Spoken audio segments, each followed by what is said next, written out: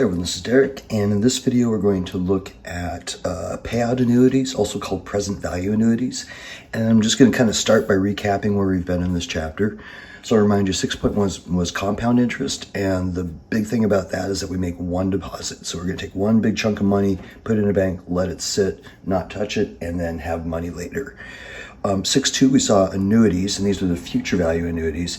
So this is going to be many deposits. So versus, compound interest, we have one chunk of money, it's in. Annuities, we're going to make payments every month on that. We're going to deposit into the account. But at the end, we're still going to have a chunk of money, just like with compound interest. Payout annuities, also called present value annuities, that's what we're looking at in this section. So this one's going to have many withdrawals. So this is like... for future value, an example of this would be we're saving for our kids' college fund. So we have a kid, 18 years from now, we want to have some money to pay for college. So we're going to make these deposits into the account, and that's going to accumulate interest, and we'll have a lump sum money available in some later time.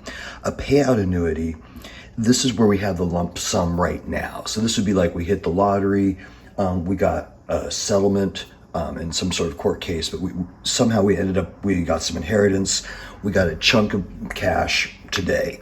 And what we're going to do is invest it and then have it pay us over time. But because it's invested, we're going to make money on that money. So we'll actually get paid out more than the money that we put in. So that's what a payout annuity is. So for an annuity, we're going to make lots of deposits. We're paying into it. For a payout annuity, we have the money. It's going to pay us. So we're going to make more withdrawals. And on both of these, I use P for payment. And so I'm not really distinguishing between who's getting paid. But for interest and annuities, the annuity is getting paid. And then for a payout annuity, it's like you're getting paid. The annuity's paying you. So let's look at some examples with that. And our formula this time is pretty similar to what we saw in the last section. Things are rearranged, but I think all of our definitions are the same. Other than that, we're looking at present value rather than future value. So this first one goes, you want to be able to withdraw $50,000 each year for 20 years, which sounds great. Your account earns 8% interest. How much do you need in your account at the beginning? So how much money do I have to have today so that I can get this $50,000 every year for 20 years? And 50,000 times 20, so that would be $1 million is what the payout on that would be. So we want this to be our payment. And T is going to be 20 years. And then because this is each year for 20 years, that's that annual one that's sometimes hard to spot. So we're just getting paid once a year. So M will be 1. And our interest rate is 8%. How much do we need at the beginning? So we are looking for the present value. That's what we're trying to work out. So then I'm just going to sub everything into this. And we're looking for present value, so this will just be a straight up entered into a calculator. So present value is going to equal payments. So here it is with everything set up.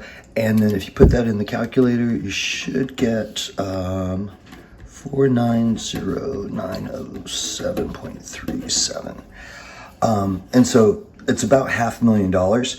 So it's sort of interesting if you look at it. If you had about $500,000 today in these conditions, if you put that in the account, you would end up getting paid out $1 million over 20 years if you could afford to kind of just have it sit there for the 20.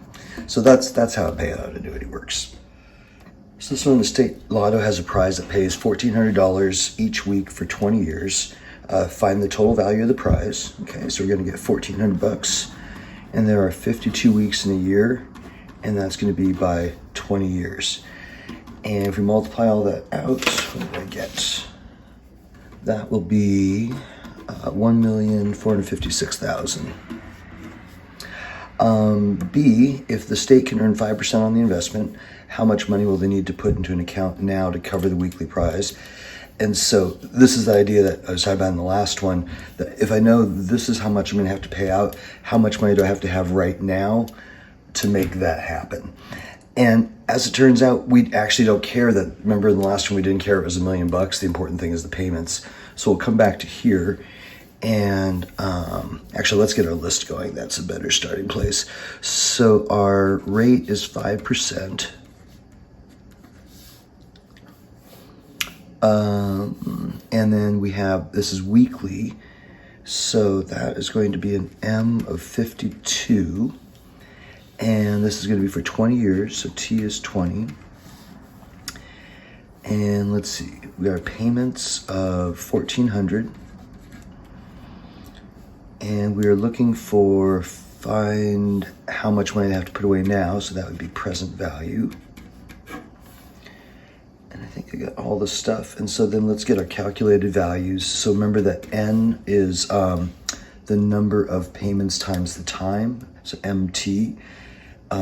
And that would be 1,040 payments altogether. And then I is the interest rate per compounding period. And so that's going to be 5% over 52. So I'm definitely going to just leave that one as a fraction. And so I'll cut away for a second, and then I'm going to get all this set up and then come back. Okay, so here this is with everything plugged in. And then probably the hardest part of the problem is just getting all that into the calculator. And when I did it, I got the present value to be 920. So 920,000 thereabouts. So if we have this much money today, we can make account for this much money over 20 years. Okay, so this one we got present value of your annuity is $58,000, and you want to make withdrawals at the end of each quarter for the next 20 years. If money is worth 7.2% compounded quarterly, what is the amount of your payments from your annuity for the next 20 years? So in this one, we have this chunk of money and we know how much we have. We have $58,000. And what we're wondering is how much are we going to get paid? So we know our present value is $58,000. And our time is going to be 20 years. And this is the end of each quarter. So our M is 4, 7.2%. So our rate is 0.072. What amount of payments? So payments are what we're trying to work out. And then let's grab our calculated values. So M times T gives us that N. So it'll be a total of 80 payments. And our interest rate per compounding period would be 0.072 divided by 4. And that comes out to 0.018. And so I'll cut away and then come back after everything's set. Okay, so here's everything plugged in. And so we're solving, oops, I need one more zero there. We're solving for payments, so I would put all of this in the calculator, make an answer, and then go 58,000 divided by second function in that answer. And that will get us payments of 1,373.65.